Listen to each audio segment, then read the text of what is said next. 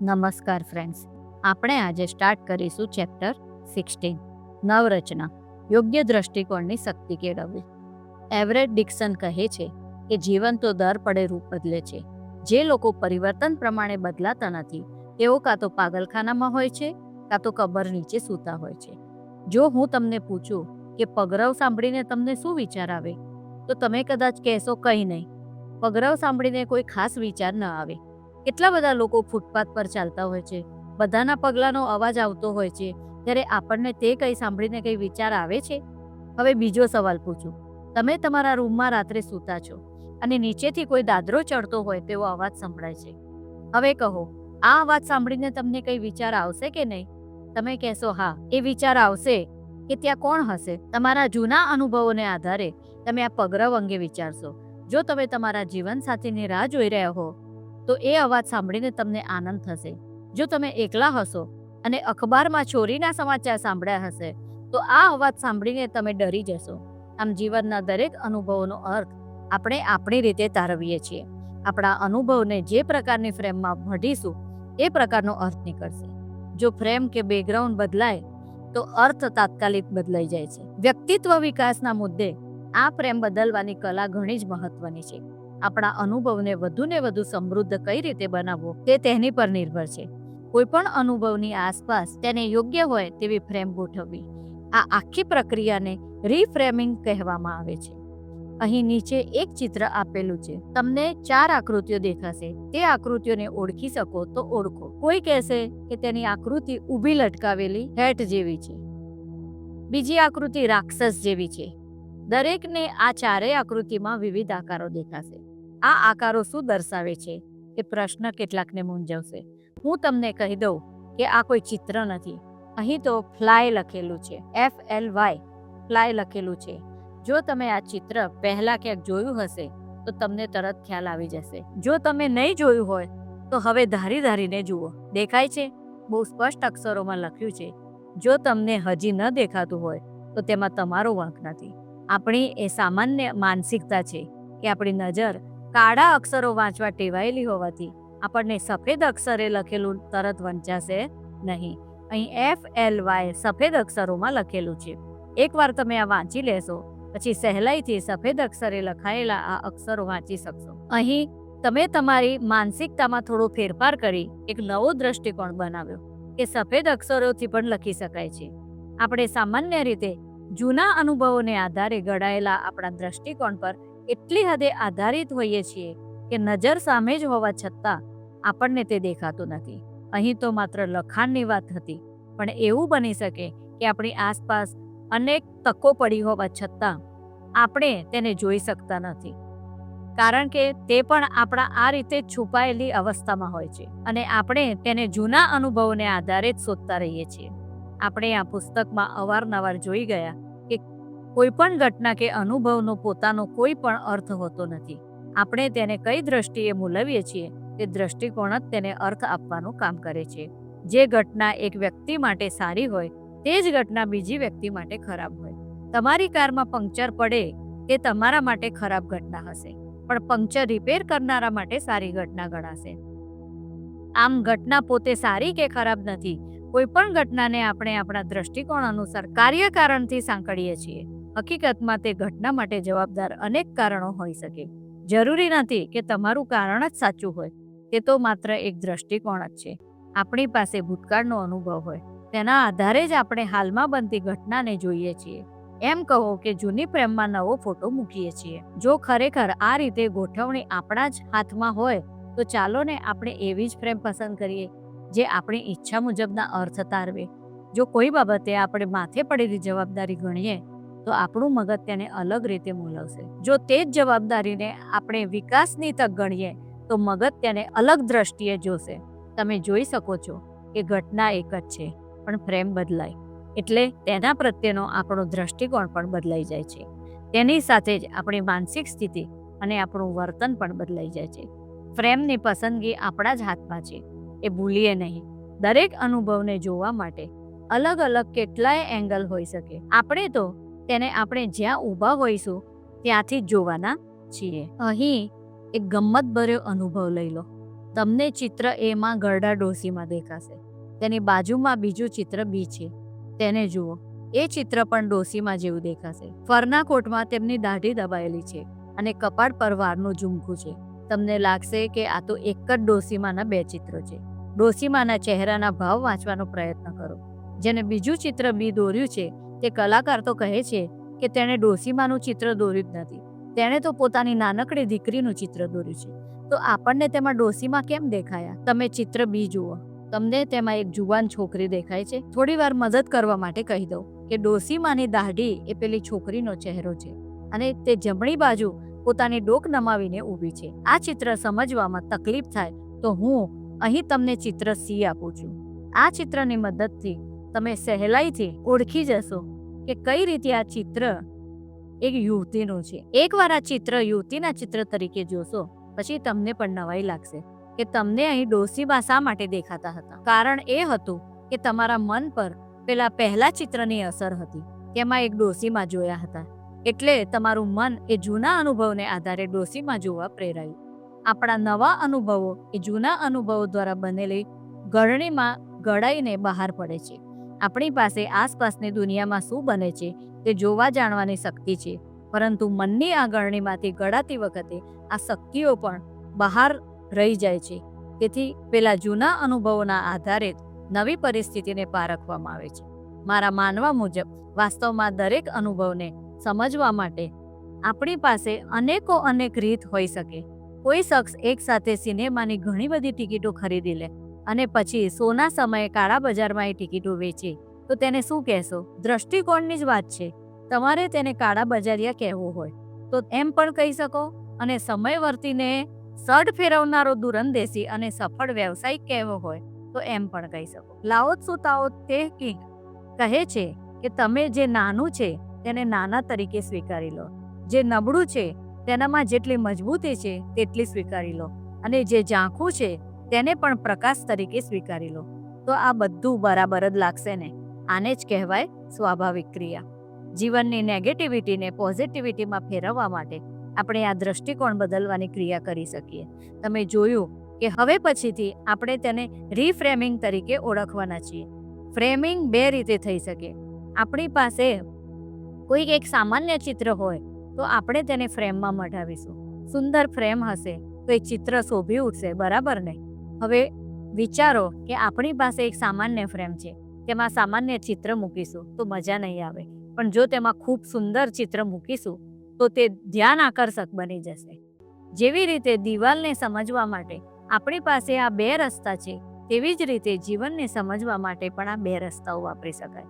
સૌથી પહેલા context રિફ્રેમિંગ. Rudolf નામની રેન્ડિયરનું નાક કેવું ચમકતું હતું. સૌ એની મજાક ઉડાવતા, પણ એક દિવસ પરિસ્થિતિ પલટાઈ અને એ જ રેન્ડિયર સાન્તાક્લોઝની સ્લેજ ચલાવવા લાગી.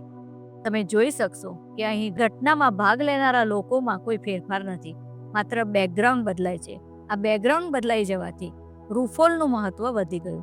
આ જ રીતે અગલી ડકલિંગ વાર્તામાં બચપણમાં ગંદુ અને કદરૂપું દેખાતું બતકનું બચ્ચું સમય જતાં સરસ મજાના હંસમાં પરિવર્તન થઈ ગયું.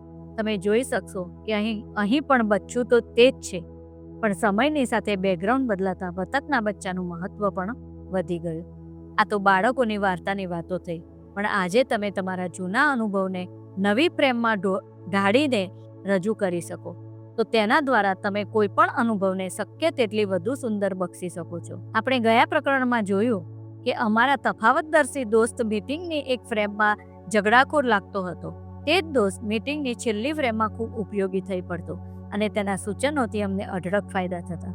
જગતની કેટલી બધી શોધો એવી છે જે એક સમયે ઝીરો હતી અને સમય બદલાયો તેથી હીરો થઈને ઊભી રહી. વર્ષો પહેલા એક સમય હતો કે જ્યારે જમીનમાંથી તેલ નીકળતું ત્યારે તે જમીન ખેતી માટે અયોગ્ય ગણાતી અને આ બિન ઉપજાઉ જમીનની કિંમત તળિયે બેસી જતી ત્યારે ખનિજ તેલનું મહત્વ સમજાયું. તેનો ઈંધણ તરીકેનો ઉપયોગ શરૂ થયો ત્યારે એ જ જમીનનો ટુકડો સોનાના ભાવે વેચાવા લાગ્યો. 20મી સદીની શરૂઆતમાં લાકડા વહેરતી મિલો માટે લાકડાના વેરનો નિકાલ માથાનો દુખાવો થઈ ગયો હતો, પણ એક કિમિયાગરે આ વેરને ખરીદી લઈને તેમાંથી પેસ્ટ્રોલોક્સ નામના ટુકડાઓ બનાવવાનું ચાલુ કર્યું. વેરને તેને આ ખાસ પ્રકારના ગુંદરથી ચોંટાડી દેતો. આ ટુકડાઓ વિશિષ્ટ પ્રકારના સ્ટવમાં વપરાવા લાગ્યા. આ પણ એક જાતનું ઈંધણ જ હતું. આ કિમિયાગરના તેના આ કિમિયાના પ્રતાપે કરોડપતિ બની ગયો. ફરી આ કથિરમાંથી કંચનનું જ ઉદાહરણ થયું, જે તદ્દન મૂલ્યહીન વસ્તુના મૂલ્યમાં વધારો કરીને તેને અમૂલ્ય બનાવે. તેનું નામ જ એન્ટરપ્રેન્યોર.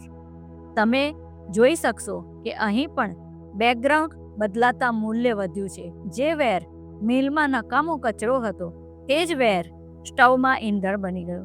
તે બધી જ કમાલ પેલા કિમિયા ઘરની છે. તેને બેકગ્રાઉન્ડ બદલતા જ મૂલ્ય વધી ગયું. હવે આપણે કોન્ટેક્ટ રિફ્રેમિંગ નું એક ઉદાહરણ જોઈએ. યાદ રાખજો કે અહીં આપણે એક જ ફ્રેમમાં એ જ ચીજનું વધુ સુંદર ચિત્ર મૂકવાનું છે. માની લો કે તમારો દીકરો બહુ બોલકો છે અને સતત વાતો કર્યા કરે છે. તમે તેના વિશે કહેશો તે ભારે હોશિયાર હશે, ત્યારે જ તો આટલું બધું વિચારીને બોલી શકતો હશે ને. અહીં હકીકત બિલકુલ બદલાતી નથી, પણ જે તે ચીજને તમે વધુ સુંદર નજરે જુઓ છો, કારણ કે તમે ફ્રેમમાં ફોટો ને ઝાંખી કોપી નહીં પણ સુંદર ચમકતી કોપી મૂકવાનું પસંદ કર્યું છે. આમ તો આ શબ્દ પસંદગીની જ કમાલ છે. એક બહુ જાણીતો કિસ્સો તમે સાંભળ્યો હશે. એક યુદ્ધમાં સેનાની એક ટુકડીએ બચવા માટે પીછેહટ કરવી પડી. સૈનિકોનો જુસ્સો ભાંગી ન પડે તે માટે તેના જનરલે કહ્યું, મારા બહાદુર જવાનો, આપણે પીછેહટ કરી રહ્યા નથી, આપણે તો વિરુદ્ધ દિશામાં આગેકૂચ કરી રહ્યા છીએ. જીવનની દરેક ઘટનાને આ રીતે સુંદર નજરે જોઈ શકાય. મૃત્યુ એ શોકની ઘટના ગણાય છે, પરંતુ પૂર્વીય સંસ્કૃતિમાં મૃત્યુ એટલે નશ્વરમાં ભળી જવાની પવિત્ર ઘટના અથવા આત્માનું પરમાત્મામાં વિલીનીકરણ ગણવામાં આવે છે. તેથી અહીં મૃત્યુનો શોક કરવામાં આવતો નથી. કોન્ટેન્ટ રિફ્રેમિંગ નો બીજો પણ એક રસ્તો છે. માનો કે તમને કોઈ ખરાબ શબ્દોમાં ઠપકો આપી ગયું છે અને તમે તેનાથી દુઃખી છો. ફરી ખુશખુશાલ થવા માટે તમારી પાસે કેટલાક રસ્તાઓ છે. તે તમે જાણો છો. ઠપકાના એ શબ્દો તમારા મનમાં પડઘાતા હોય તો એક કામ કરો, તમારા કોઈ મનગમતા ગાયકના સ્વરમાં અથવા મનગમતા ગીતના રાગમાં એ ઠપકાને સાંભળવાનો પ્રયાસ કરો. વિચારતાની સાથે જ તમને હસવું આવી જશે. આ જ રીતે તમે મનમાં પડઘાતા ઠપકાના સ્થાને તે તમારી પાસે માફી માંગે છે તેવી કલ્પના કરો. તે તમારા વખાણ કરે છે તેવું પણ વિચારી શકો. તમે અહીં ચિત્ર અને ફ્રેમ તેના તે જ રાખ્યા છે, ફક્ત કોન્ટેન્ટના શબ્દો બદલી રહ્યા છો. તમારા મનને તેના શબ્દોએ જે ઈજા પહોંચાડી હતી તેની પર આ રીત અજમાવીને જાતે જ મલમ લગાવી રહ્યા છો. આ જાતની કલ્પનાથી તમારા મન સામે થતું ઇન્ટરનલ પ્રેઝન્ટેશન બદલાઈ જશે અને તમારા વર્તનમાં પણ તેની પોઝિટિવ અસર વર્તાશે. દુઃખી થઈ ગયેલું મોં પાછું હસતું થઈ જશે. થોડા સમય પહેલા એક સામયિકમાં એક હૃદયસ્પર્શી લેખ વાંચવા મળ્યો હતો. આ લેખ એટલો અસરકારક હતો કે થોડા જ વખતમાં રીડર્સ ડાયજેસ્ટમાં રીપ્રિન્ટ થયો. શીર્ષક હતું a boy of unusual vision. Kelvin Stanley નામનો 11 વર્ષનો બાળક બાઇક ચલાવતો, બેસબોલ રમતો, નિશાળે ભણવા જતો, બાળપણની દરેક મજા લેતો, પણ અન્ય બાળકો કરતા એક રીતે જુદો પડતો અને તે બંને આંખે અંધ હતો. આટલો નાનો બાળક વગર આંખે આટલું બધું કરી શકે? અંધા પાયે તો ભલભલાને ભાગી નાખ્યા હોય છે. હું જેમ જેમ વિચારતો ગયો તેમ કેલ્વિન સ્ટેનલીની હિંમત પાછળ રહેલી શક્તિને ઓળખતો ગયો. તે હતા કેલ્વિનના માતા મિસિસ સ્ટેનલી. એમણે બાળપણથી જ કેલ્વિનને એવી રીતે ઉછર્યો હતો જેથી તે અંધાપાને પોતાની નબળાઈ ન ગણે. કેલ્વિનને તે હંમેશા સમજાવતા કે તેની પાસે આંખો નથી તો શું થઈ ગયું, એક વિશિષ્ટ ઇનર સાઇટ છે જે બીજા ઘણા પાસે હોતી નથી. લેખમાં આવા ઘણા કિસ્સાઓ આપ્યા છે. જ્યારે પહેલીવાર કેલ્વિને તેની માતાને પૂછ્યું કે તે કઈ રીતે અંધ બન્યો, ત્યારે માતાએ તેને ધીરજપૂર્વક સમજાવ્યું કે તે તો જન્મથી જ અંધ છે, તેણે કંઈ ગુમાવ્યું નથી, એમાં કોઈનો દોષ પણ નથી. ભગવાને કેલ્વિન માટે કંઈક અલગ જ વિચાર્યું હશે, તેથી જ તેને આંખો નથી આપી. સાથે એમ પણ સમજાવ્યું, કેલ્વિન, લોકો આંખોથી જુએ છે પણ તારે હાથ વડે જોવાનું છે. તું હાથ વડે બધું જ જોઈ શકીશ. ફરી ક્યારેક કેલ્વિન ઢીલો થઈ જતો અને વિચારતો, હું મારી માતાને પણ નહીં જોઈ શકું. પણ સ્ટેનલીની માતા હિંમત હારતી નહીં. તે કહેતી, કેલ્વિન, યાદ છે ને, તારે મને હાથો વડે જોવાની છે બેટા. એમ કહીને તેના નાના નાના હાથ પકડી પોતાના ચહેરા પર ફેરવતા પછી કહેતા, બેટા, તું તો મને હાથેથી જોઈ શકે છે, મારા અવાજથી ઓળખી શકે છે. જેમની પાસે આંખો છે તે પણ નથી જોઈ શકતા, એટલું તો તું જોઈ શકે છે. આખા લેખમાં આવી કેટલીય પ્રેરણાભરી વાતો હતી. કેલ્વિન તેની માતાની હિંમત અને વિશ્વાસના સહારે ખૂબ આગળ વધી રહ્યો હતો અને લાજવાબ આત્મવિશ્વાસ કેળવી રહ્યો હતો. તેની માતા એક ચટ્ટાનની જેમ તેની પાછળ ઊભી હતી. કેલ્વિન આજે કમ્પ્યુટર પ્રોગ્રામર બનવા ઈચ્છે છે અને અન્ય અંધ લોકો વાપરી શકે એવો પ્રોગ્રામ ડિઝાઇન કરવાની મહેચ્છા ધરાવે છે. દુનિયામાં આવા વિરલાઓની કમી નથી. તમે જોઈ શકો છો કે કેલ્વિનના માતાએ રીફ્રેમિંગનો સહારો લીધો હતો. મને પણ એક આવી જ મહાન વ્યક્તિને મળવાનો ચાન્સ મળ્યો હતો. એનું નામ હતું કમાન્ડર જેરી કોફે. જેરીએ વિયેતનામના યુદ્ધમાં 7 વર્ષ યુદ્ધ કેદી તરીકે ગાળ્યા હતા. 7 વર્ષનો એકાંત કારાવાસ કોઈની પણ હિંમત ભાગી નાખે, પરંતુ જેરીએ કંઈક અલગ વિચાર્યું. તેમણે વિચાર્યું કે આ 7 વર્ષ સંપૂર્ણ રીતે તેના પોતાના છે, તો તે ધારે તો આ 7 વર્ષનો શ્રેષ્ઠતમ ઉપયોગ પોતાના માટે કરી શકે. તેમણે પોતાને ઓળખવાની અને ભગવાન સાથેનો પોતાનો સંબંધ સમજવાની આ તક ગણી લીધી. આ એવી તક હતી જેમાં તેના મનની મજબૂતાઈની કસોટી થવાની હતી. તમે જોઈ શકશો કે અહીં પરિસ્થિતિને બદલવાની નહોતી, પરંતુ આવી પડેલી પરિસ્થિતિને અલગ ફ્રેમમાં મૂકીને તેને વધુ સુંદર બનાવવાની હતી. તેમણે તેમની જિંદગીના કારાવાસના 7 વર્ષ એટલા મહામૂલા વર્ષ બનાવી દીધા કે કારાવાસ પૂરો થયા બાદ જિંદગીનો તે અનુભવ તેમને મન ખૂબ જ મહત્વનું બની ગયું. આ બંને કિસ્સાઓને ધ્યાનમાં રાખીને તમે તમારા ગયા મહિનાનો કોઈ એવો કડવો હિસ્સો યાદ કરો જે તમારે માટે દુઃખદ કારણ બની ગયો હોય. તમે જોઈ શકશો કે તેને યાદ કરતાની સાથે તમને એક વિશિષ્ટ પ્રકારની ઉદાસીનતા ઘેરી વળશે. પણ અહીં આપણે કેલ્વિન અને જેરી પાસેથી પ્રેરણા લેવાની છે. તમારી નિષ્ફળતાને તમે બહુ મોટી નિષ્ફળતા તરીકે ગણી લેવાને બદલે બહુ મોટી સફળતાના ભાગરૂપે આવતી એક નાનકડી અડચણ સમજી લો. આ દ્રષ્ટિકોણ કેળવવાની સાથે જ તમે નિષ્ફળતામાંથી કંઈક બોધપાઠ મેળવી શકશો. આ બોધપાઠ તમને જિંદગીનું કોઈ પુસ્તક કે કોઈ શિક્ષક નહીં શીખવી શક્યો હોત. જિંદગી છે તો નિષ્ફળતા તો આવશે. એ તો તમારા હાથમાં છે કે તમે નિષ્ફળતાને પૂર્ણ વિરામ ગણીને અટકી પડો છો કે તેને અલગ દ્રષ્ટિકોણથી જોઈ કોઈક બોધપાઠ મેળવી લો છો. કોઈ પણ ઘટના તમે જે ઈચ્છો તેટલા અર્થો તારવી શકો. રીફ્રેમિંગ એટલે સારામાં સારી ફ્રેમ પસંદ કરવાનું કામ. કોઈ પણ ઘટનાને એવી ફ્રેમમાં ગોઠવવાની છે જેથી તે તમારી દિવાલને વધુ ને વધુ સુંદર બનાવી શકે. આપણે એવો જ અર્થ તારવીશું જે આપણને આગળ વધવામાં મદદરૂપ થાય, નહીં કે આપણને અટકાવીને આપણી પ્રગતિને રૂંધી રાખે. તમારું કોઈ વર્તન તમે બિલકુલ ન બદલી શકો એવું તમને લાગે છે, અથવા તો તમારા જીવનની કોઈ ઘટના કોઈ પણ ખૂણેથી જોતા ખરાબ જ છે તેવું તમને લાગે છે? જો હા, તો તમારે આ પુસ્તક ફરી વાંચવાની જરૂર છે. હું સતત કહેતો આવ્યો છું કે કોઈ બનાવ સારો કે ખરાબ હોતો જ નથી. આપણે તેને આપણી દ્રષ્ટિએ જોઈએ છીએ, તેથી તેની ઉપર આ સારો અને આ ખરાબ એમ લેબલ લગાવીએ છીએ. મેં એ પણ કહ્યું છે કે તમારું જીવન અને તમારું વર્તન સંપૂર્ણપણે તમારા જ કંટ્રોલમાં છે. ફક્ત તમે તે કંટ્રોલમાં લેવા માટેની તૈયારી બતાવો, તેની જ જરૂર છે. રીફ્રેમિંગ તમને અહીં મદદરૂપ થઈ શકે. જીવનના કોઈ પણ પ્રસંગમાંથી સારો અર્થ શોધતા આવડે તો તમારા મન સામે તેનું યોગ્ય ઇન્ટરનલ પ્રેઝન્ટેશન થાય અને તેના દ્વારા તમારું વર્તન પણ સ્વસ્થ બને. જીવનની રોજબરોજની ઘટનાઓને રીફ્રેમિંગ કરવાના કેટલાક ઉદાહરણો નીચે જોઈએ. મારા બોસ હંમેશા મારા પર ગુસ્સો કરતા રહે છે. મારે આ વખતે ગયા વર્ષ કરતાં $4,000 વધુ ટેક્સ ચૂકવવો પડે. જ્યારે મને કોઈ મોટી સફળતા મળવાની થાય છે ત્યારે કોઈક ને કોઈક વિઘ્ન નડી જાય છે. તમે આ ઘટનાઓને અલગ રીતે જોઈ શકો. સારું છે કે તે મારા પર ગુસ્સો કાઢી નાખે છે. જો તેઓ મને નોકરીમાંથી કાઢી મૂકે તો શું થાય? કેટલું સારું છે કે આ વર્ષે મારી આવક આટલી વધી. ચાલો, દર વખત આવું કંઈ બને છે એટલે હું એ પેટર્નમાંથી મારી શું ભૂલ છે તે હું શોધી શકીશ. રીફ્રેમિંગની આ કલા વ્યક્તિત્વ વિકાસમાં એ રીતે મહત્વનો ભાગ ભજવે છે કે ખરાબ ઘટનામાંથી પણ એક સારો અર્થ તારવીને વ્યક્તિ આગળ વધી શકે. બીજી તરફ જાહેર જીવનમાં રીફ્રેમિંગ અનેરું મહત્વ ધરાવે છે. બિઝનેસ હોય કે રાજકારણ, સૌને પોતાની એક આગવી ઇમેજ દર્શાવવી હોય છે. પોતાના ઉત્પાદન વેચવા માટે સેલ્સમેન પોતાની જે આવડત બતાવે અથવા જાહેર ખબરોની દુનિયા ઉત્પાદનને એક વિશિષ્ટ રીતે રજૂ કરે, તે આખરે શું છે? ચિત્ર એ જ છે. ફ્રેમ બદલાય છે, વસ્તુસ્થિતિ બદલાતી ન હોય, પરંતુ લોકો તેના તરફનો દ્રષ્ટિકોણ પલટાઈ જાય. જ્યારે મારા એક મિત્રે તેની હેલ્થ રેસ્ટોરન્ટ ચેઇન વેચી ત્યારે તેની કિંમત કરતાં આશરે 167 ગણા ભાવ જનરલ મિલ્સને વેચી. આટલી મોટી રકમ ચૂકવવા માટે તેણે જનરલ મિલ્સને કઈ રીતે તૈયાર કરી હશે?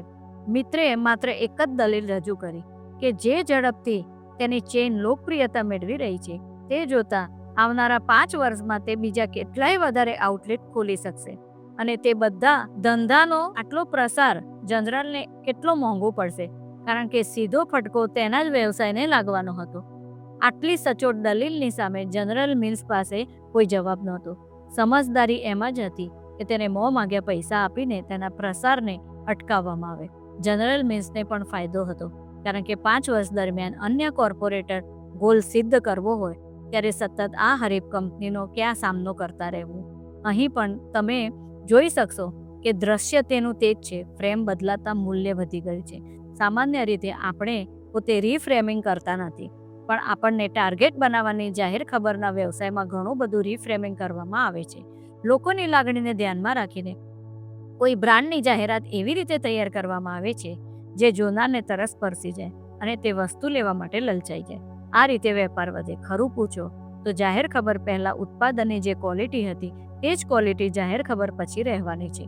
છતાં ઉત્પાદનનું મૂલ્ય વધે છે, કારણ કે જાહેરાત કરતી વખતે તેનું અલગ રીતે રીફ્રેમિંગ કરવામાં આવ્યું છે. કોઈ પણ ઉત્પાદનની ટેગ લાઈન જુઓ, તે લોકોની ભાવનાઓને સ્પર્શવાનું જે ભગીરથ કામ કરે છે, તેનાથી ઉત્પાદન અનેક ગણું વેચાય છે. પેપ્સી અને કોકા કોલાની હરીફાઈ જાણીતી છે. વર્ષોથી કોકા કોલા સોફ્ટ ડ્રિંક ઇન્ડસ્ટ્રીમાં આગળ પડતું સ્થાન ધરાવતું આવ્યું છે. પેપ્સી સામે ઘણો મોટો પડકાર હતો. કોકા કોલાનું માર્કેટ કબજે કરવું સહેલું નહોતું. પેપ્સીએ જાહેરાત કરી કે જનતા જ નક્કી કરશે કે તેને શું પસંદ છે, નવું કે જૂનું. પેપ્સીનું આ પોસ્ટર માસ્ટર સ્ટ્રોક હતો. તેણે એક મોટો પડકાર ફેંક્યો હતો. કોકા કોલા હવે બજારમાં પેપ્સીને હાજરીને અવગણી શકે તેમ નહોતી. તેણે તરત જ ન્યૂ કોક નામની પોતાનું એક નવું પીણું બજારમાં મૂકવાની ફરજ પડી. હવે જૂની ક્લાસિકલ કોકા કોલા, પેપ્સી અને નવું ડ્રિંક એમ ત્રિપાંખીયો જંગ છેડાઈ ગયો. રાજકારણમાં પણ આ રીફ્રેમિંગ નવું નથી. અહીં તો લોકો સામે તમારી જેવી પર્સનાલિટી રજૂ કરવામાં આવશે. લોકોનો તમે તેવો જ રિસ્પોન્સ મેળવશો. વ્યક્તિ તો એની એ જ હશે, પણ તેનું રીફ્રેમિંગ કરીને જનતા સામે એને અલગ રીતે રજૂ કરવામાં આવશે. દરેક દેશના રાજકારણમાં ચૂંટણી વખતે રીફ્રેમિંગના ઉત્કૃષ્ટ ઉદાહરણ સામે આવે છે. પોતાનો મુદ્દો અત્યંત આકર્ષક રીતે રજૂ કરવો અને અન્યના આકર્ષક મુદ્દામાં એવી રીતે સોય મારવી કે તેના માટે નબળાઈ અને પોતાના માટે સબળ મુદ્દો સાબિત થઈ શકે. રોનાલ્ડ રીગન જ્યારે પ્રમુખ પદ માટે બીજી વાર ચૂંટણી લડ્યા ત્યારે તેમને વધુ વયના મુદ્દાને ઘણો ચગાવવામાં આવ્યો હતો. રીફ્રેમિંગના નિષ્ણાત રીગનને જ્યારે પૂછવામાં આવ્યું કે વયનો મુદ્દો ચૂંટણીમાં કેવો રંગ લાવશે, ત્યારે તેમણે કહ્યું કે હું કઈ હરીફ પક્ષના યુવાન ઉમેદવારના બિન અનુભવીપણા અંગે ટિપ્પણી કરવા માંગતો નથી. રીફ્રેમિંગ થઈ ગયું. વધુ ઉંમરને અસમર્થતા સાથે જોડવાને બદલે રીગને ઓછી ઉંમરને બિન અનુભવીપણા સાથે જોડી દીધી. તેઓ આસાનીથી ચૂંટણી જીતી ગયા. આ પડકાર ઘણાને વ્યક્તિત્વ વિકાસમાં વધુ મોટો લાગે છે. જ્યારે અન્ય સમક્ષ રજૂઆત કરવાની હોય ત્યારે તો આપણે કોઈ પણ ઉત્પાદનની સારી વાતો રજૂ કરીશું, નબળાઈઓને છાવરીશું. એટલે સામી વ્યક્તિને નબળાઈ વિશે જણાવીશું નહીં, પણ આ આપણા પોતાના અંગત વિકાસ વખતે આપણે કઈ રીતે રીફ્રેમિંગ કરવું. આખરે આપણે તો જાણીએ જ છીએ કે આપણી નબળાઈ કઈ છે. આવા વખતે આપણે મૂંઝાઈ જઈએ છીએ. આપણા મન સામે તો ઇન્ટરનલ પ્રેઝન્ટેશન થઈ ચૂક્યું છે, જેમાં આપણી નબળાઈઓ છતી થઈ ગઈ છે. હવે શું કરવું? ઇગ્નિશન કી આપણા જ હાથમાં છે. આપણે તેને ફેરવી શકવા માટે સક્ષમ છીએ. હવે માત્ર દિશા નક્કી કરવાની છે. આ એ જ સમય છે જ્યારે તમારે ધીરજપૂર્વક જાત સાથે વાત કરવાની છે. એક ચોક્કસ દિશા પકડવાની છે અને તે દિશા પસંદ કરવા પાછળનો આશય તમારે ખુદને સમજાવવાનો છે. જે રીતે બિઝનેસમાં લક્ષ્યાંકો નક્કી કરતી વખતે પ્રેઝન્ટેશનનો સહારો લેવામાં આવે છે, તેવી જ રીતે ચોકસાઈપૂર્વક આપણે મનની આગળ પ્રેઝન્ટેશનનું રીફ્રેમિંગ કરવાનું છે. દરેક ઘટનામાંથી એવો જ અર્થ તારવવાનો છે જે આપણને કોઈ સાચી દિશા પ્રેરે. પ્રેમમાં એકાદ નિષ્ફળતા બાદ કેટલાક લોકો એકદમ અતડા થઈ જાય છે, કોઈ સાથે બોલતા નથી અને બધા સંબંધોથી દૂર ભાગતા ફરે છે. ફરી એકવાર બીજી કોઈ વ્યક્તિ વિશે કે નવો પ્રેમ શોધવા અંગે વિચારવાનું તેમને પસંદ જ નથી. તેમને આઘાત અસહ્ય એટલા માટે લાગ્યો છે કે તેમને તેમના જૂના પ્રેમમાંથી ઘણો આનંદ મળ્યો હતો અને તે ગુમાવી બેસવાનું દર્દ આજે પણ છે. અહીં તેમણે પ્રેમનો અર્થ પીડા કરી લીધો છે. હકીકત એ છે કે તેમના માટે પ્રેમનો અર્થ આનંદ જ છે. એ આનંદ ગુમાવવાને લીધે તો અત્યારે તેમને પીડા થાય છે. આમ તેમણે એક સારા ફોટાને ખરાબ પ્રેમમાં મૂકી દીધો છે. રીફ્રેમિંગ કરવામાં આવે તો તેઓ સમજી શકશે કે તેમને સંબંધો પસંદ છે, લાગણીઓ પસંદ છે અને પ્રેમ પસંદ છે. એક નહીં તો બીજું પાત્ર પસંદ કરી લઈએ. તેઓ પોતાની જિંદગીને હજી પ્રેમભરી બનાવી શકે તેમ છે અને ભવિષ્ય સુધારી શકે તેમ છે.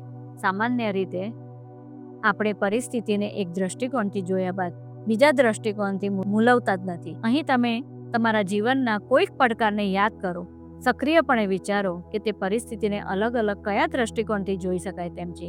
એવી કેટલીય ફ્રેમ છે જેમાં આ ઘટનાને મઢી લેવાથી તમે વધુ શક્તિશાળી બની શકો તેમ છો. હું જાણું છું કે હું જેવી વાસ્તવિકતાની વાત કરીશ કે તરત થોડો વિરોધ તો ઉઠશે જ. કોઈ કહેશે આ રીતે હતાશામાંથી બહાર આવવું એ કંઈ સહેલું નથી. ફરી તમે હતાશા સામે ઝૂકી ગયા. તમે આગળના પ્રકરણો સારી રીતે સમજ્યા જ નથી. શું તમે ભૂલી ગયા કે આપણે વાત કરી હતી કે ખરાબ યાદોથી પીછો છોડાવવા માટે ડિસએસોસિએશનનો સહારો લેવાનો છે. તમારા મનની સામે થતું ઇન્ટરનલ પ્રેઝન્ટેશનને બદલવાની છે. તે માટે તમે તમારી ફિઝિકલ મૂવમેન્ટનો પણ સહારો લઈ શકો છો. હતાશ માનસિક સ્થિતિમાં હો તો તેને બદલવા માટે વહેલી તકે રીફ્રેમિંગ કરી નાખો. જ્યારે યોગ્ય અર્થ તારવવાની વાત આવે ત્યારે જે તે પરિસ્થિતિમાં અલગ અલગ શક્યતાઓ વિચારી લેવી એ એક સુંદર વિકલ્પ છે. માની લો એક દંપતી છે જેમાં પતિની રસોઈ કરવી પસંદ છે. એ ક્યારેય સરસ મજાની વાનગીઓ બનાવીને પત્ની સાથે જમવા બેસે ત્યારે વાનગીના વખાણની રાહ જોતો હોય. પત્ની તો રાબેતા મુજબ પીરસાયેલી રસોઈ જમવા માંડી હોય. પતિ વિચારે કે હમણાં વખાણ થશે પણ પત્ની તરફથી કંઈ ખાસ પ્રતિસાદ મળે નહીં. તે આ એક વાતથી નારાજ થઈ જાય કારણ કે તેને માટે તો વાનગીના વખાણ એ બહુ મહત્વના હતા. આવા સમયે ફરી મૂળમાં આવવા માટે તે શું વિચારી શકે? તે રીફ્રેમિંગ બાદ વિચારી શકે કે કદાચ પત્નીને આ વાનગી કેટલી બધી પસંદ આવી ગઈ કે આંગળીઓ ચાટતી રહી ગઈ. ત્યાં વખાણ કરવા માટે ક્યાં રોકાય? તે ઝડપથી ખાઈ રહી હતી. તે જ બતાવે છે કે વાનગી કેટલી સરસ બની હતી. બીજી પણ એક શક્યતા વિચારી શકાય. આપણે પતિને પૂછીએ ક્યારે એવું બન્યું છે ખરું કે જ્યારે પત્નીએ મજાનું રાંધ્યું હોય અને પતિએ વખાણ ન કર્યા હોય? તે વખતે તેના મનમાં કયા વિચારો ચાલતા હતા? બસ એવું જ કંઈક પત્નીના મગજમાં ચાલતું હશે અને વખાણ નહીં કર્યા હોય. આ રીતે ખોટી પ્રેમ તો તેણે પોતે જ બનાવી હતી. અહીં આપણે અન્યના વર્તન પર રીફ્રેમિંગ કર્યું છે.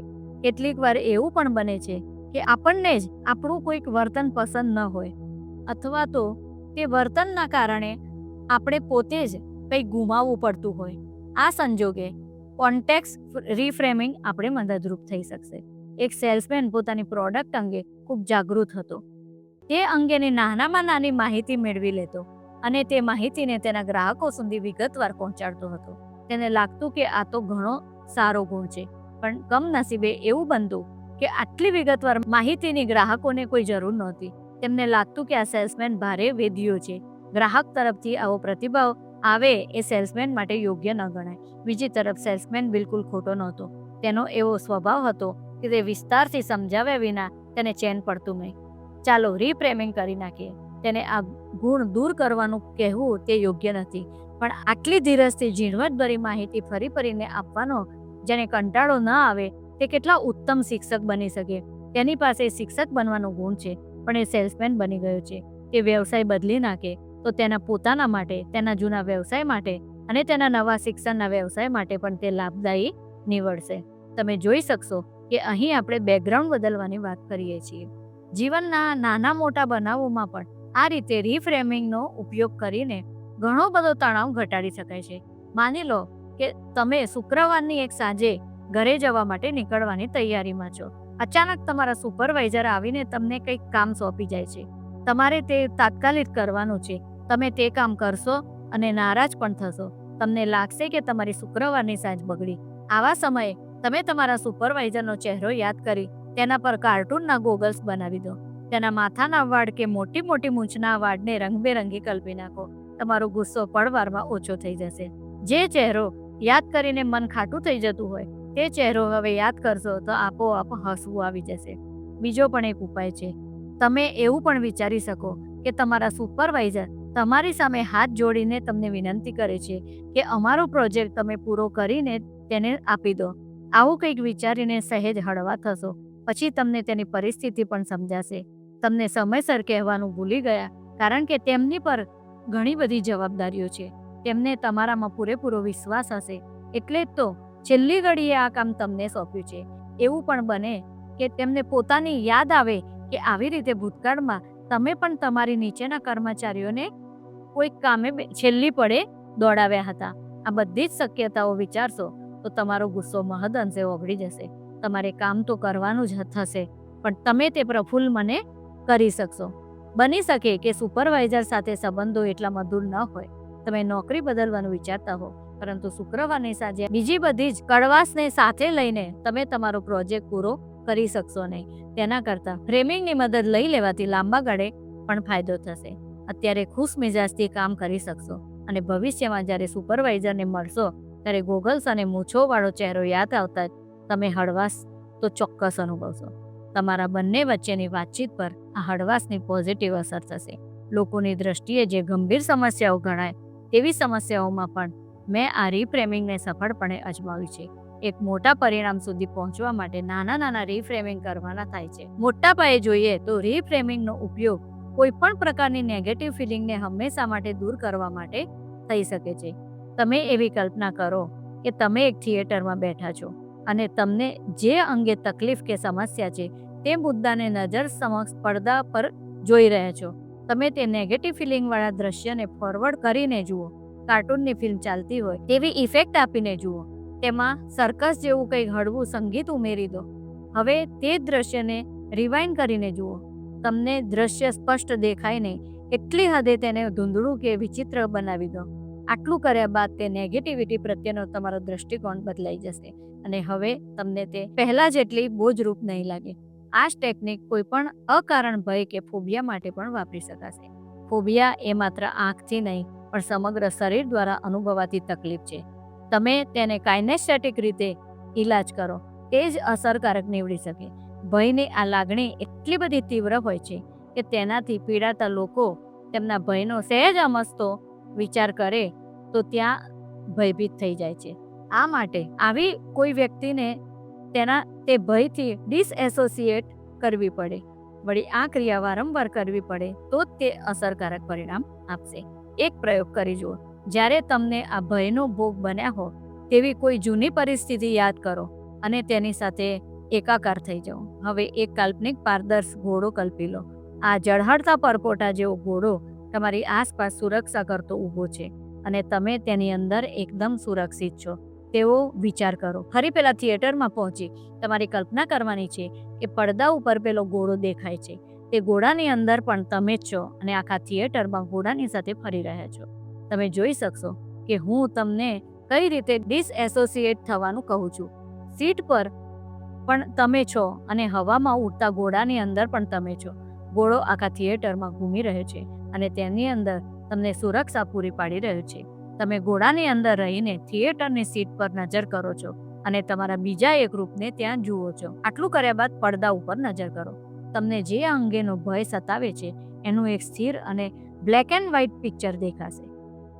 તમે પેલા ઘોડામાં રહીને નીચે નજર કરશો તો જોઈ શકશો કે સીટ પર બેસીને તમે પડદા તરફ જોઈ રહ્યા છો. અત્યારે તમારું એક રૂપ સીટ ઉપર છે, બીજું રૂપ પેલા ઘોડાની અંદર છે અને તમે આ બધી જ કલ્પના કરી રહ્યા છો. એટલે તે બધી સ્થિતિની ડિસએસોસિએટેડ છો. હવે પેલા સ્થિર ચિત્રને ગતિ આપવાની છે. ખૂબ ઝડપથી રિવાઇન્ડ કરવાનું છે. આ કામ એટલી ઝડપથી કરવાનું છે કે તે ફિલ્મ તમારા મનમાં મનોરંજન સિવાય બીજો કોઈ અર્થ ન જન્માવી શકે. તમે સીટ પર બેસીને આ મનોરંજનની મજા લઈ રહ્યા છો એવી કલ્પના કરો.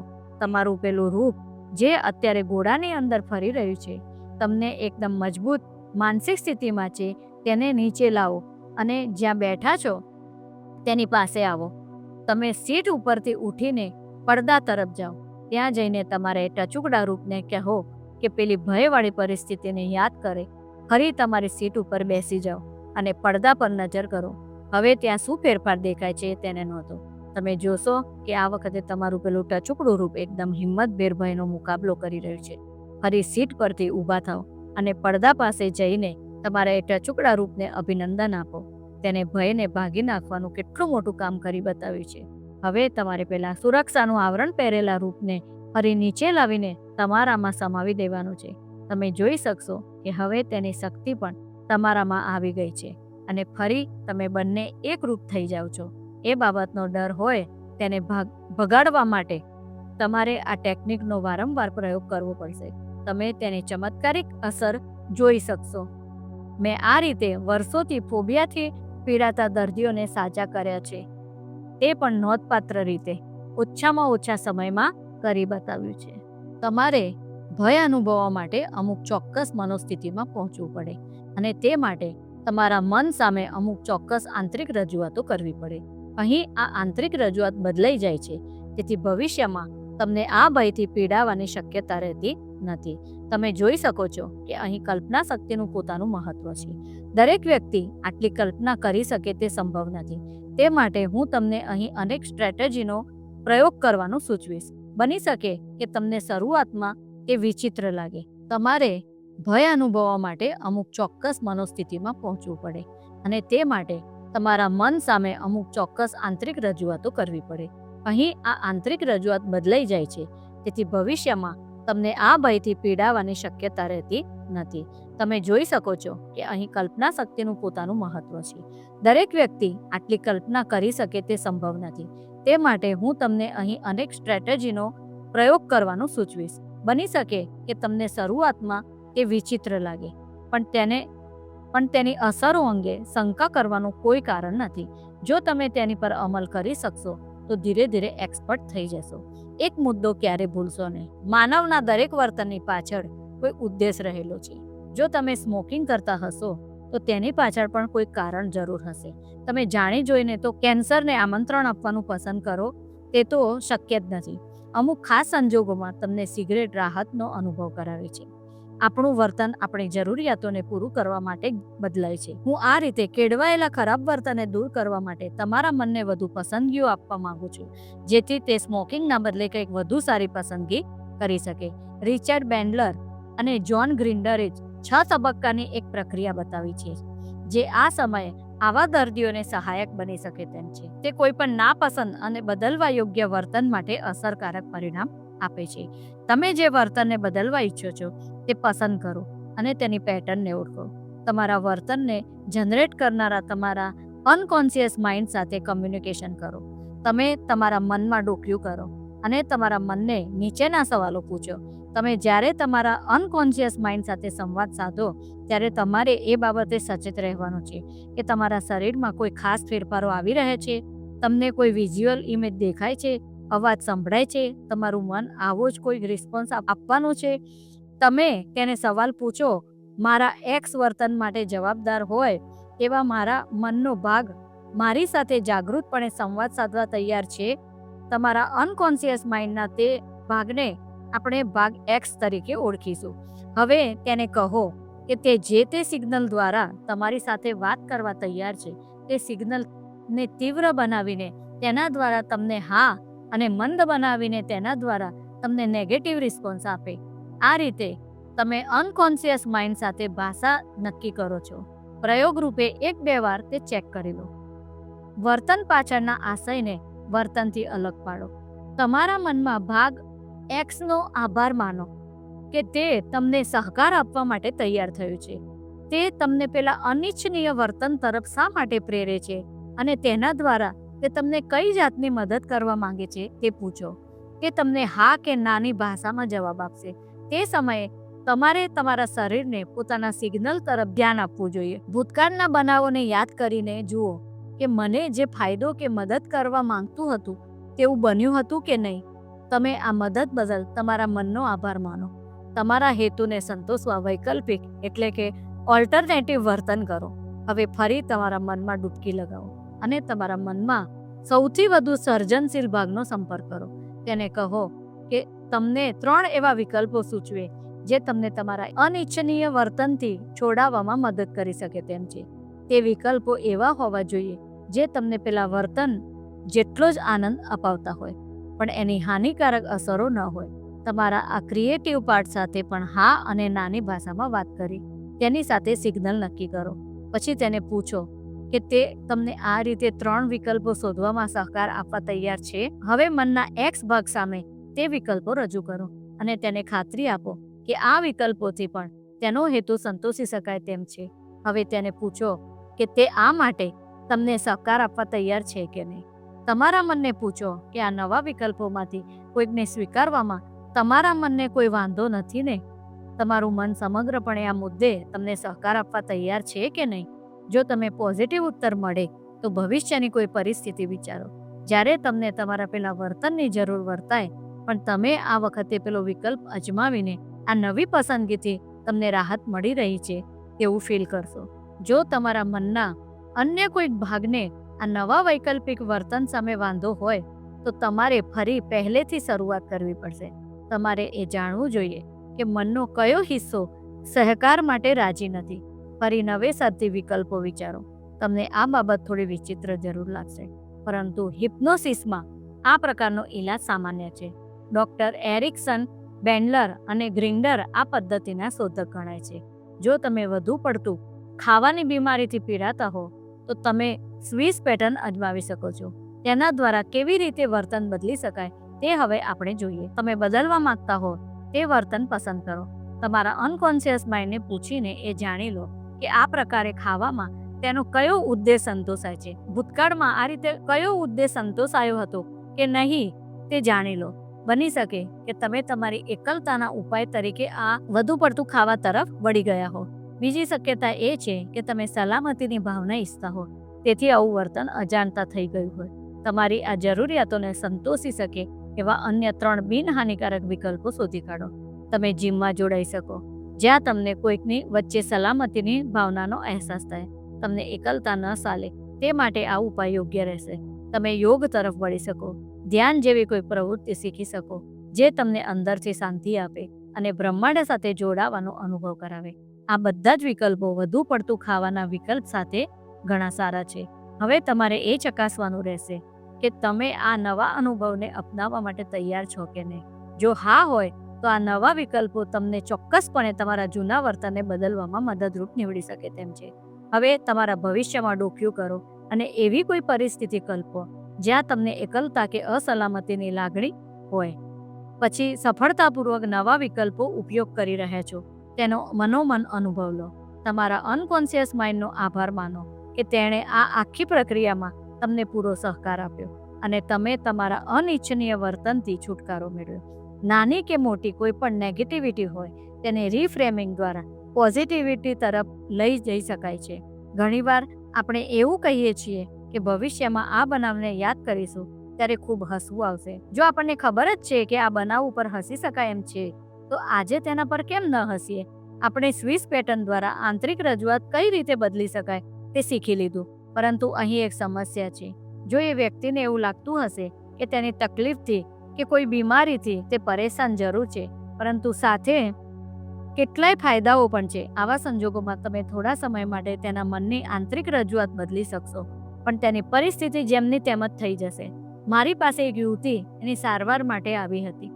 તેની તકલીફ એવી હતી કે તેના પગ પર અચાનક ખાલી ચડી જતી હતી અને તે પગ મૂકી જ શકતી નથી. મારે તેની સારવાર વખતે તે જાણવાનું હતું કે તેનું અનકોન્શિયસ માઇન્ડ કયા પ્રકારના સિગ્નલ આપે છે જેના કારણે તેનું શરીર આ પ્રકારનો રિસ્પોન્સ આપે છે અને પગમાં ખાલી ચડી જાય છે. મેં જ્યારે તે જાણી લીધું ત્યારે તેને એ પણ શીખવી દીધું કે આ પ્રકારના સિગ્નલને તે કઈ રીતે અટકાવી શકે જેથી તેના પગને ખાલી ન ચડે. તેને સરસ રીતે શોધી લીધું. તેની સમસ્યા દૂર થઈ ગઈ. તે ઘરે ગઈ, પણ થોડા સમયમાં ફરી તેની એ સમસ્યા પાછી શરૂ થઈ ગઈ. પહેલાં તો તેને ઘરના કામકાજમાં પોતાના પતિની ઘણી મદદ રહેતી. તેને અચાનક પગમાં ખાલી ચડી જતી એટલે ઘરનું ઘણું બધું કામ તેનો પતિ જ કરી લેતો. વળી દિવસમાં 2-3 વાર પગ પર મસાજ પણ કરી દેતો. હવે આ કંઈની જરૂરત રહી નહીં. તે સાજી થઈ ગઈ હતી. ઘરનું બધું કામ હવે તેણે જ કરવાનું હતું અને મસાજ હવે જરૂરી નહોતો. તેના અનકોન્શિયસ માઇન્ડને આ પરિસ્થિતિ પસંદ આવી નહીં. અચાનક ખાલી ચડવાની સમસ્યા ફરી ચાલુ થઈ ગઈ. અહીં તેને રોગ મટાડવા કરતાં રોગ રાખવાનો ફાયદો મોટો જણાયો. હવે મારે તેને એવી રીતે સારવાર કરવાની હતી જેથી તેનું આ પ્રકારનું વર્તન કાબૂમાં આવે. સાથે જ રોગની સાથે તેને જે ફાયદાઓ હતા એ ફાયદાઓ રોગ મટ્યા પછી પણ ચાલુ રહે. આ સંજોગોમાં તેણે કેટલાક એવા માર્ગો શોધવાના હતા જેનાથી તે પતિનો સાથ અને સહકાર મેળવી શકે, પણ આ રીતે કામમાંથી ભાગવાની વૃત્તિ બતાવે નહીં. મારા સેમિનારમાં એક મહિલા આવ્યા હતા જે 8 વર્ષથી અંધ હતા અને મને સેમિનાર દરમિયાન લાગ્યું કે અંધ હોવાના પ્રમાણમાં તો તેઓ ઘણો સારો દેખાવ કરી રહ્યા છે, થોડા સમયમાં જ મેં શોધી કાઢ્યું કે તે મહિલા અંધ નથી, માત્ર થોડી ઝાંખી દ્રષ્ટિ ધરાવતા હતા. વાત એમ હતી કે તેઓ અંધ હોવાનું નાટક કરી રહ્યા હતા. વર્ષો પહેલા તેમને અકસ્માત થયો હતો અને તેમની આંખને ઈજા થઈ હતી. તે દરમિયાન આસપાસના લોકોએ તેમનું ખૂબ ધ્યાન રાખ્યું. સૌ ખબર અંતર પૂછતા, કાળજી લેતા અને તેમની સુવિધાઓનો ખ્યાલ રાખતા. મહિલાને તો મજા પડી ગઈ. તેમણે લાગ્યું કે સામાન્ય સંજોગોમાં તો આટલી દરકાર કોઈ લેતું નથી, પણ અંધ બનીને તો ઘણી સંભાળ લેવામાં આવે છે. તેથી તેમણે આંખેથી પાટા છૂટ્યા બાદ પણ દેખાતું ન હોવાની ફરિયાદ ચાલુ રાખી. સૌનો વધુને વધુ પ્રેમ મેળવવા માટે નો આ પ્રયોગ સફળ રહ્યો. 8 વર્ષ સુધી કોઈ જાણી ન શક્યું કે તેમને બધું દેખાય છે. પોતાનું કામ જાતે કરતા એટલે સૌ તેમના વખાણ કરતા કે કેટલા હિંમતવાન છે. આ કામ દેખીતી આંખે કરતા ત્યારે તો કોઈ કદર કરતું નહોતું. મારે તેમને સમજાવવા પડે કે આ રીતે અંધાપો ચાલુ ન રખાય. આ ટેવ છોડાવવા માટે મારે તેમને એવું કંઈક આપવાનું હતું જે માટે તેમને અંદરથી પ્રેરણા જાગે. તેઓ કંઈક એવું કરે જેથી તેમના માટે લોકોનો પ્રેમ પણ યથાવત રહે. આપણે રીફ્રેમિંગનો એક થેરપી તરીકે ઉપયોગ થતો જોયો, પરંતુ તમે તેને માત્ર એક થેરપી માનતા રહો તેમ હું ઈચ્છતો નથી. જો તમે કંઈક ખરાબ વર્તનને બદલવા માટેની જ તેની જરૂરિયાત છે તેવું માનતા થઈ જશો તો એ યોગ્ય નથી. રીફ્રેમિંગમાં નવું તો કશું નથી, પણ નવી નજરે શક્યતાઓને જોવાની અને ચકાસવાની વાત છે. જીવનમાં સારું હોય તો વધુ સારાનો વિકલ્પ પણ હોઈ શકે. રીફ્રેમિંગ તમને આ વધુ સારા દ્રષ્ટિકોણ તરફ લઈ જાય છે. આ વધુ સારાનો કોન્સેપ્ટ બહુ રસપ્રદ છે. આપણે સારું મળી જાય ત્યારે આપણને આનંદપૂર્વક સંતોષ માનીને બેસી જઈએ છીએ. એવું વિચારવાનું ચૂકી જઈએ છીએ કે આટલી મહેનત આટલું સારું પરિણામ આપી શકે, તો આનાથી વધુ મહેનત કરવાથી આના કરતાં વધુ પરિણામ પણ શક્ય છે. ચાલો એનો અનુભવ લેવા માટે એક એક્સરસાઇઝ કરીએ. તમે 5 એવી ચીજને પસંદ કરો જેનાથી તમે અત્યારે ખુશ છો. તમારે કોઈ મધુર સંબંધ, મનગમતું કામ, બાળકો માટે મસ્તી કે અન્ય કોઈ શોખ કંઈ પણ હોઈ શકે. હવે એવી કલ્પના કરો કે તે તેના કરતાં વધારે સારું હોત તો તમને કેવું લાગત? વિચારવા માટે થોડો સમય લો.